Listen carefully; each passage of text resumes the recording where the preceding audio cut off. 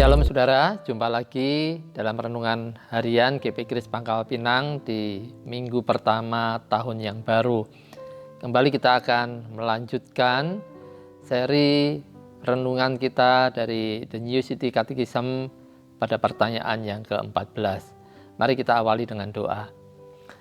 Bapa, kami bersyukur untuk hari ini. Terima kasih Tuhan untuk sepanjang tahun yang sudah kami lewati bersama dengan Tuhan. Seperti tahun yang lalu kami pun akan berjalan dengan Tuhan pada tahun yang baru ini. Untuk itu Tuhan kiranya memberkati semua umat-Mu yang mengikuti renungan harian GP Kris Pangkal Pinang ini. Hari ini kami akan belajar kembali firman Tuhan. Mohon pimpinan Tuhan, mohon hikmat-Mu untuk kami boleh mengerti kebenaran firman-Mu. Berkati kami semuanya demi nama Tuhan Yesus. Amin. Pertanyaan ke-14, apakah Allah menciptakan kita untuk tidak dapat memenuhi hukum-Nya? Jawabannya adalah tidak. Tetapi akibat ketidaktaatan orang tua pertama kita, yaitu Adam dan Hawa, seluruh ciptaan jatuh ke dalam dosa. Kita semua terlahir dalam dosa dan kesalahan, rusak secara mendasar dan tidak dapat memenuhi hukum Allah.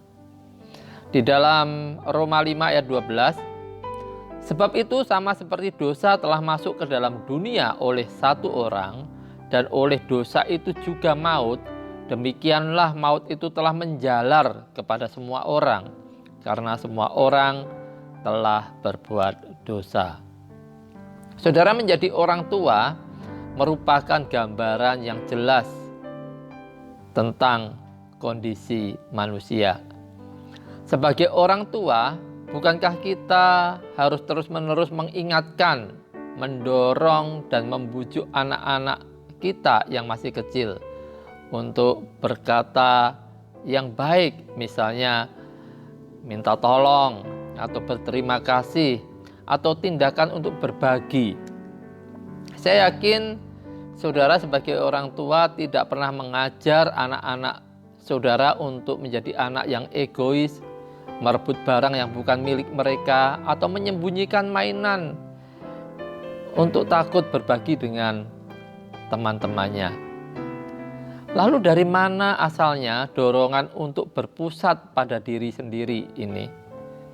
Alkitab dalam hal ini menolong karena memberi kita kosakata untuk membicarakan mengapa kita tampaknya dilahirkan dengan kecenderungan berpusat pada diri sendiri. Kita tahu bahwa ketika Allah menciptakan Adam dan Hawa, manusia pertama, Dia menciptakan mereka menurut gambarnya. Ini berarti di antara ciptaan lainnya, manusia mencerminkan kebaikan Allah. Allah menegaskan kebaikan ini ketika Dia melihat ciptaannya termasuk Adam dan Hawa dan berkata, sungguh amat baik. Adam dan Hawa juga memiliki relasi yang sempurna dengan Allah. Mereka dapat mengasihi dan mentaatinya dengan sempurna. Namun kemudian kita tahu bahwa iblis mencobai mereka dan dengan berbohong mengatakan bahwa Allah itu tidak baik, bahwa Allah itu tidak dapat dipercaya, bahwa kemerdekaan yang sesungguhnya dapat diperoleh manusia ketika mereka ada di luar Allah dan perintahnya. Dan kemudian ketika Adam percaya dan bertindak berdasarkan kebodohan itu, Paulus di Roma 5 berkata bahwa dosa pun masuk ke dalam dunia seperti virus dan membuat seluruh manusia terinfeksi dosa sejak saat itu. Itu sebabnya dalam kehidupan kita dan anak-anak kita sejak dini, dan kelak juga dalam kehidupan anak-anak mereka atau cucu kita atau cicit kita dan seterusnya, kita semua cenderung berkata milikku. Namun ini tidak berarti bahwa manusia sama sekali tidak memiliki kebaikan. Kita diciptakan segambar dengan Allah dan karena itu kita masih mampu melakukan hal-hal yang baik dan indah. Hanya dosa sudah merusak kemampuan kita untuk mengasihi dan mentaati Allah dengan segenap hati, segenap kekuatan, dan segenap akal budi kita. Dosa sudah menjangkiti setiap bagian hidup kita, sehingga kita semua dilahirkan dalam dosa dan kesalahan, rusak secara mendasar, dan tak dapat memenuhi hukum Allah dengan sempurna. Gambarannya begini, saudara. Bayangkan kalau ada seekor singa yang kelaparan, dan bayangkan saudara kemudian suguhkan ada 2 piring makanan di hadapannya. 1 piring berisi daging merah mentah, dan 1 piring lagi berisi sayuran, nasi dan sayuran yang sudah dimasak. Singa itu dapat memilih salah satu, tetapi karena sifat dasarnya, maka ia pasti akan selalu memilih daging merah. Nah, begitu juga dengan kita, manusia yang berdosa. Ketika Adam berdosa mewakili kita semua, sifat dasar kita sudah menjadi budak dosa. Sehingga kita tidak lagi merindukan atau mencari Tuhan.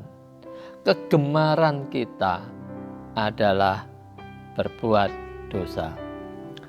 Oleh karena itu, semua manusia menjadi anak-anak durhaka, menolak semua yang baik secara rohani, dan punya kecenderungan kepada yang jahat. Tetapi ketika Tuhan Yesus datang, Dia menjadi Adam kedua, dan jika Adam pertama gagal, maka Adam kedua ini berhasil.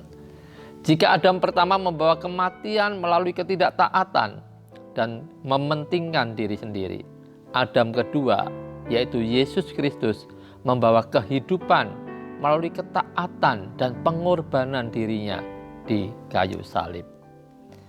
Saudara, marilah kita mensyukuri apa yang Tuhan sudah perbuat bagi kita.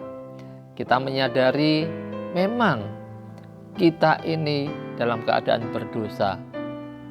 Kita tidak mampu sempurna untuk mentaati firman Tuhan karena keberdosaan itu. Tetapi Allah mau kita mau mentaatinya, dan kita dimampukan melalui anugerah dalam Kristus Yesus. Tuhan memberkati, sampai jumpa lagi.